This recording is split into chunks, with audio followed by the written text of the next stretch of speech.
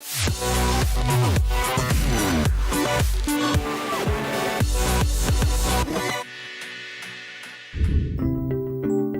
Design Spot est né de la volonté de l'Université Paris-Saclay de constituer un centre de design qui est vu comme un centre de ressources à disposition des établissements qui sont présents sur le plateau de Saclay. Alors ces établissements sont de plusieurs ordres, ça peut être des labos de recherche, ça peut être les filières entrepreneuriales des écoles, ça peut même aussi être des incubateurs ou des accélérateurs. Et l'idée est de permettre à ces établissements donc de profiter d'une expérience design de façon à enrichir en quelque sorte leur projet de recherche, leur projet de développement, avec un regard qui est un petit peu différent de celui qui est porté habituellement par les scientifiques sur leur projet.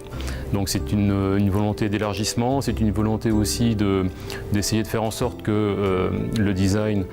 amène un mode de pensée différent en matière de projet de recherche, un mode de pensée qui est principalement centré sur les utilisateurs, qui sont parfois un peu oubliés par les chercheurs quand ils sont consacrés à développer énormément d'énergie à la résolution technique ou scientifique de leur sujet. Voilà, nous, notre but, c'est d'essayer de ne pas perdre de vue le consommateur, et quand on ne perd pas de vue le consommateur,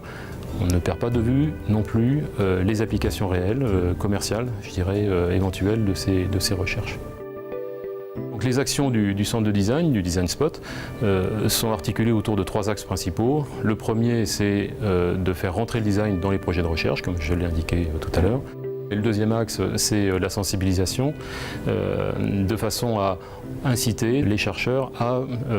avoir recours aux disciplines du design. Et cette sensibilisation, elle consiste à expliquer le mieux possible et le plus clairement possible quelles sont les vertus du design, les plus-values de ces disciplines. Un troisième axe existe également pour le Design Spot, c'est la recherche, de façon à faire progresser cette discipline, recherche qui peut être établie sur le design elle-même ou par le design, mais toujours avec la volonté de faire en sorte que cette discipline soit de plus en plus efficace. J'ai pour ma part la conviction que réunir science et design, c'est réunir le meilleur de la société de demain, c'est-à-dire à la fois une approche scientifique, mais aussi une approche qui est centrée sur l'humain, plus émotionnelle, plus empathique, mais néanmoins toujours connectée également au marché.